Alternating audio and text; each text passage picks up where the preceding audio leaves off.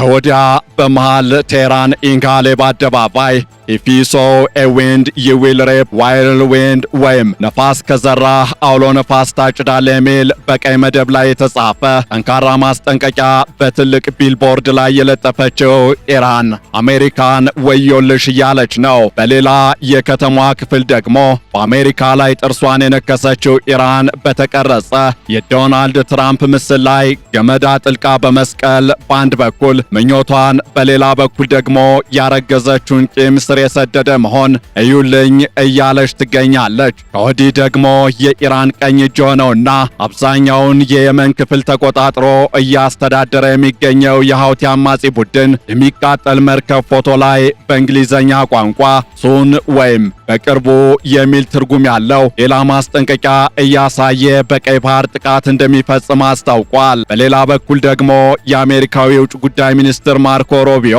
ለኢራቁ ጠቅላይ ሚኒስትር ደውለው ኢራቅ ከኢራን ውጥረት ራሷ እንድታርቅና ጣልቃ እንዳትገባ ሲሉ ማስጠንቀቃቸው ተነግሯል። እናም ከሳምንታት በፊት ወደ ለየለት መካረር የገባው የአሜሪካና የኢራን ፍጥጫ በቀጠናው ያሉ ሌሎች ሀገራትንና የታጠቁ ቡድኖችን ወደ ማይፈለግ ግጭት እየሳበ ይገኛል። አሜሪካ አዲስ የውጭ ጉዳይ ሚኒስትር በመሰየም ማርኮ ሮቢዮን ወደ ኃላፊነት ካመጣች በኋላ በኢራቅና በሶሪያ ባሉ ጉዳዮች ላይ ያላት አቋም ይበልጥ እየከረረ እንዲሁም ግትር እየሆነ መጥቷል። በሌላ በኩል ኢራን በሀገር ውስጥ ከደረሰባት ከፍተኛ የህዝብ ተቃውሞና በአውሮፓውያኑ ጁን ወር 2025 ከደረሰባት ወታደራዊ ጥቃት በኋላ ራሷን ለመከላከልና የአጸፋ እርምጃ ለመውሰድ ዝግጁ መሆኗን በይፋ እየገለጸች ነው።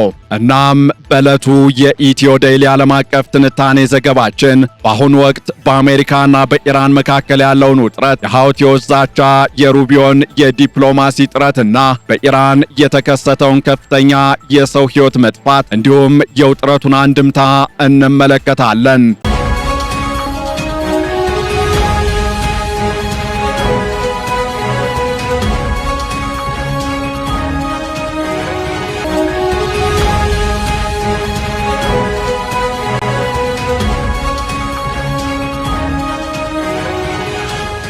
በታጠቀው ዘመናዊ የጦር ቴክኖሎጂና የጦር ጀቶች እንዲሁም ከፍተኛ የሰው ኃይል ብቻውን የአንድ መካከለኛ ሀገርን ሙሉ ሰራዊት ይመክታል የተባለለት ደግሞም ከ65 እስከ 70 ዘመናዊ የጦር ጀቶችን ከነሙሉ ተተኳሻቸው ይዞ በበርካታ መርከቦች ታጅቦ ወደ ኢራን እየገሰገሰ ያለው ዩኤስኤስ አብርሃም ሊንከን የጦር መርከብን ተከትሎ ኢራን በከፍተኛ ውጥረት ላይ ናት። ከዚህ ጋር ተያይዞም ኢራን ለአሜሪካ አልንበረከክም የሚል አቋምን በመላ ከተሞቿ እያስተጋባች ነው። በመሃል ቴህራን የሚገኘውና ኢንጋሌብ አደባባይ ተብሎ የሚጠራው ስፍራም ይህንኑ ያንፈራምና ያንበገርም ብቻ ሳይሆን አጸፋችን እጥፍ ነው የሚል መንፈስን የሚያጋባ መልእክት እየተላለፈበት ነው። በአደባባዩ ፊት ለፊት በሚገኝ ህንፃ ላይም አሜሪካ ወደ ኢራን እየላከችው ነው የተባለው ዩኤስኤስ አብርሃም ሊንከን መርከብ የሚጓዝበት ውሃ በደም ተለውሶና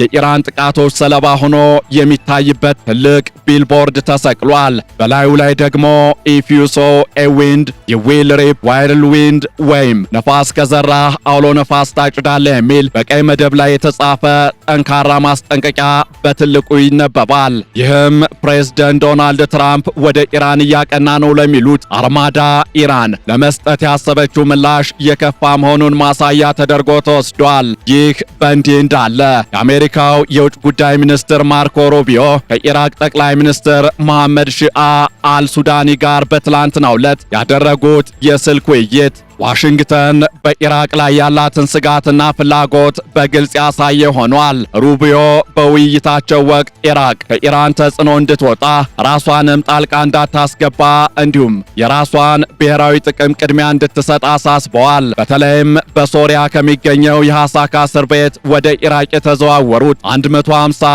የአይኤስ ታጣቂዎች ጉዳይ ለውይይቱ መነሻ ቢሆንም ዋናው መልእክት ግን በኢራቅ ያለው መንግስት በኢራን ቁጥጥር ስር እንዳይወድቅ እንዲሁም የአሜሪካና የኢራንን ውጥረት ተከትሎ አንዳች ነገር ቢፈጠር ከኢራን ጋር እንዳይቆም ማስጠንቀቅ ነው። የአሜሪካ የውጭ ጉዳይ ሚኒስትር ቃል አቀባይ ቶሚ ፒጎት እንደገለጹት ሩቢዮ በኢራቅ ሊመሰረት የሚችለውን መንግስት አስመልክተው ሲናገሩ በኢራን ቁጥጥር ስር የሚወድቅ መንግስት የኢራቅን ጥቅም ማስቀደም፣ ሀገሪቱን ከቀጠናዊ ግጭቶች ማራቅ ወይም አሜሪካ ጋር ያለውን ጠቃሚ አጋርነት ማስቀጠል አይችልም በማለት በግልጽ አስጠንቅቀዋል። ይህ ንግግር ኢራቅ በሁለቱ ሀያላን መካከል ያላትን አስቸጋሪ አቋም የሚያንጸባርቅ ነው።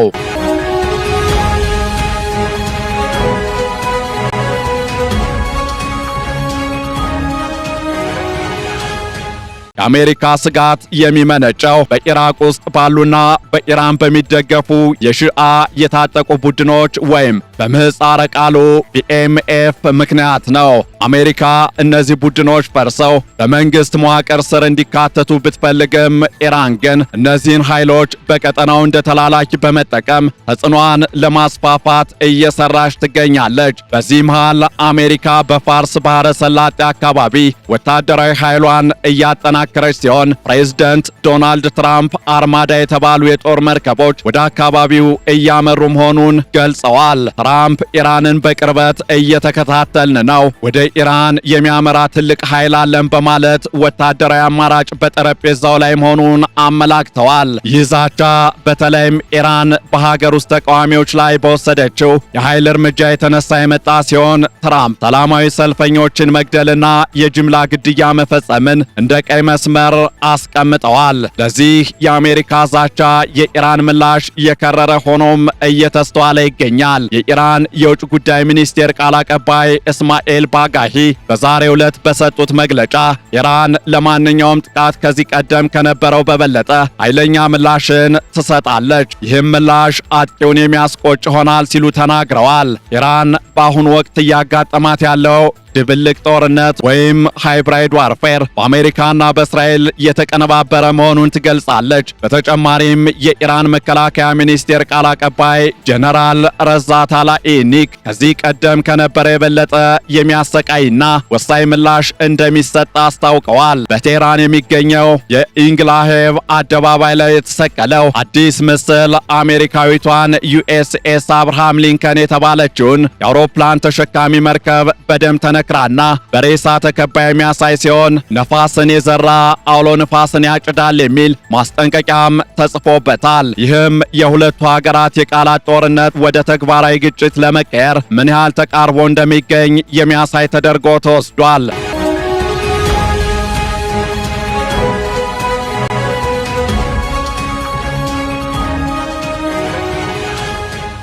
በዚህ ውጥረት ውስጥ የየመኑ ሐውቲ አማጽያንም የራሳቸውን ሚና እየተጫወቱ ይገኛሉ። የኢራን ታማኝ አጋር የሆኑት ሐውቲዎች የአሜሪካ የጦር መርከቦች ወደ ቀጠናው መቃረባቸውን ተከትሎ በቀይ ባህር ላይ አዲስ ጥቃት እንደሚፈጽሙ ዝተዋል። ሐውቲዎች ባወጡት አጭር የተንቀሳቃሽ ምስል መልእክት ላይ የሚቃጠል መርከብ ምስል በማሳየት በቅርቡ የሚል መልእክት አስተላልፈዋል። ይህ ዛቻ ዓለም አቀፍ የንግድ መስመር የሆነውን ቀይ ባህርን እንደገና ለከፍተኛ አደጋ የሚያጋልጥ ነው። ሐውቲዎች ከዚህ ቀደም በእስራኤል ላይ ጫና ለመፍጠር በሚል ከ100 በላይ መርከቦች ላይ ጥቃት ፈጽመው የነበረ ቢሆንም አሁን ግን ዛቻው በቀጥታ ከአሜሪካ ወታደራዊ እንቅስቃሴ ጋር የተያያዘ ተደርጎ ተወስዷል። አሜሪካ በበኩሏ USS አብርሃም ሊንከን እና ሌሎች የሚሳኤል አውዳሚ መርከቦችን ወደ አካባቢው ያስጠጋችው በኢራን ላይ እርምጃ ለመውሰድ ካስፈለገ ዝግጁ ለመሆን እንደሆነ ገልጻለች። በኢራን ውስጥ ያለው የውስጥ ፖለቲካ ሁኔታም ለዚህ ውጥረት እንደ ማገዶ ሆኖ አገልግሏል። ካለፈው ታህሳስ 28 እንደ አውሮፓውያኑ የዘመን አቆጣጠር ጀምሮ የሀገሪቱ ገንዘብ ወይም ሪያል ዋጋ ማሽቆልቆልን ተከትሎ የተቀሰቀሰው ህዝባዊ ተቃውሞ በኢራን መንግስት የጸጥታ ኃይሎች አማካኝነት በከፍተኛ የኃይል እርምጃ ተጨቁኗል። ወይም እንዲረግብ ተደርጓል። በኢራን የተከሰተው የሰው ሕይወት መጥፋት እጅግ አስደንጋጭ ደረጃ ላይ መድረሱን የተለያዩ የመብት ተሟጋች ድርጅቶችና የዜና ምንጮች እየገለጹ ይገኛሉ። በኢራን መንግስት በኩል የተገደሉት ሰዎች ቁጥር 3117 ብቻ እንደሆነ ቢገለጽም የሰብአዊ መብት ድርጅቶች ግን ቁጥሩ ከዚህ እጅግ እንደሚበልጥ ይገልጻሉ።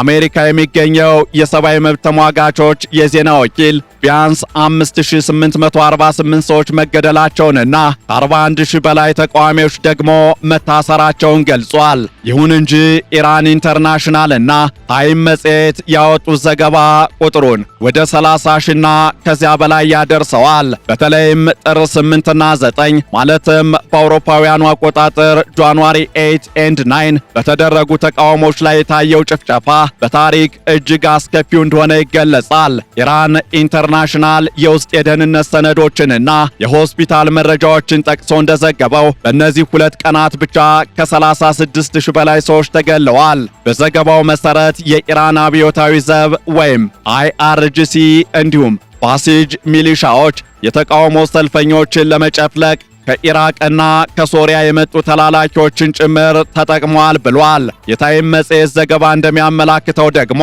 የሟቾች ቁጥር በጣም ከፍተኛ በመሆኑ ሆስፒታሎች የአስከሬን ከረጢት አልቆባቸው ሬሳዎችን ለማጓጓዝ ትልቅ የጭነት ተሽከርካሪዎችን ለመጠቀም ተገደዋል። የኢራን መንግስት ይህንን መረጃ የሂትለር አይነት ታላቅ ውሸት በማለት ቢያጣጥለውም የተባበሩት መንግስታት የሰብአዊ መብቶች ምክር ቤት ግን ኢራን የምትፈጽመውን ግድያና እንድታቆም አጥብቆ አሳስቧል።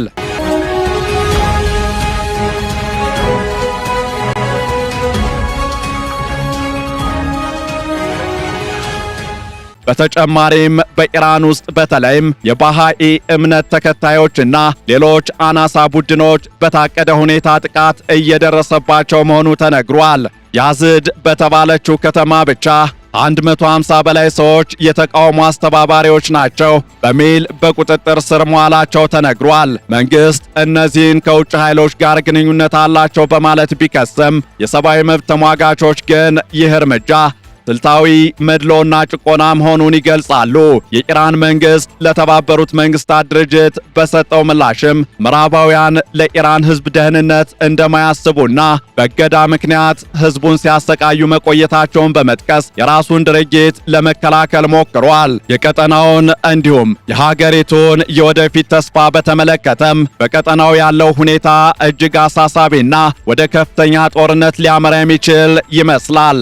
በሰኔ 2025 አሜሪካና እስራኤል በኢራን የኒውክሌር ጣቢያዎች ላይ የሰነዘሩት ጥቃት የኢራንን የመከላከል አቅም አዳክሞት ቢቆይም አሁን ያለው ህዝባዊ ተቃውሞ መንግስት ህልውናውን ለማስጠበቅ ወደ ውጭ ግጭት እንዲያዘነብል ሊያደርገው ይችላል እየተባለ ይገኛል። አሜሪካ በበኩሏ በኢራቅ ያላትን ወታደራዊ ኑባሬ ብታቆምም የፖለቲካና የደህንነት ተጽዕኖዋን ለማስቀጠል ማርኮ ሩቢዮን የመሰሉ ጠንካራ ዲፕሎማቶችን እየተጠቀመች ትገኛለች። ኢራቅ በበኩሏ በአሜሪካና በኢራን መካከል ያለችውን የውጥረት ቀጠና ላለመሆን እየታገለች ቢሆንም የውስጥ ፖለቲካዋ ግን አሁንም በሁለቱ ኃይሎች መካከል የተከፋፈለ ነው። እናም በመካከለኛው ምስራቅ ያለው ወቅታዊ ሁኔታ በከፍተኛ ስጋት የተሞላ መሆኑ ገዝፎ ይታይበታል። በኢራን ውስጥ የተፈጸመው ታሪካዊ የሰው ሕይወት መጥፋት፣ የአሜሪካ ወታደራዊ ዝግጅት፣ የሃውቲዎች ዛቻና የዲፕሎማሲያዊ ግንኙነቶች መሻከር ቀጠናው በማንኛውም ጊዜ ወደ ግዙፍ ግጭት ሊያመራ እንደሚችል ያሳያሉ። የዓለም አቀፉ ማህበረሰብ ትኩረት አሁን ያረፈው ኢራን ለተቃዋሚዎቿ በምትሰጠው ምላሽና አሜሪካ በባህረ ሰላጤው ለምታሳየው ወታደራዊ እንቅስቃሴ በሚኖረው ቀጣይ እርምጃ ላይ ነው። የኢራን መንግስት የውስጥ ተቃውሞውን በኃይል እየጨፈለቀ ባለበት በዚህ ወቅት የውጭ ዛቻዎችን እንደ ማስተንፈሻ ሊጠቀምባቸው እንደሚችል መገመት አያዳግትም። በመሆኑም የቀጠናው ሰላምና ደህንነት በቀጣዮቹ ወራት በሚወሰዱ ወሳኝ የፖለቲካና ወታደራዊ እርምጃዎች ላይ ተመሰረተ ይሆናል። እናም መረጃዎች እንደሚያሳዩት ኢራን አሁንም የውጭ ኃይሎችን ጣልቃ ገብነት እንደማትቀበልና ለማንኛውም ጥቃት አጸፋ ለመመለስ መዘጋጀቷን እየገለጸች መሆኑን ነው። ይሁን እንጂ በሀገር ውስጥ ያለው ከፍተኛ የህዝብ ቁጣና የተገደሉት ሰዎች ብዛት የመንግስቱን ቅቡልነት እጅግ የፈተነው ጉዳይ ነው። የአሜሪካው የውጭ ጉዳይ ሚኒስትር ማርኮ ሩቢዮ ለኢራቅ ጠቅላይ ሚኒስትር የሰጡት ማስጠንቀቂያም ዋሽንግተን የኢራንን ተጽዕኖ ለመግታት ማንኛውንም መንገድ እንደምትከተል ማሳያ ነው። በዚህ የተወሳሰበ የፖለቲካ ጨዋታ ውስጥ የመካከለኛው ምስራቅ የወደፊት ዕጣ ፈንታ በውጥረትና ባልተረጋገጠ ተስፋ መካከል እየተመላለሰ ይገኛል። ይህንን ዓለም አቀፍ ትንታኔ ስናዘጋጅ ኤፒ ኒውስ፣ ዘ ጋርዲያን እንዲሁም ኢራን ኢንተርናሽናልን በዋቢነት ተጠቅመናል።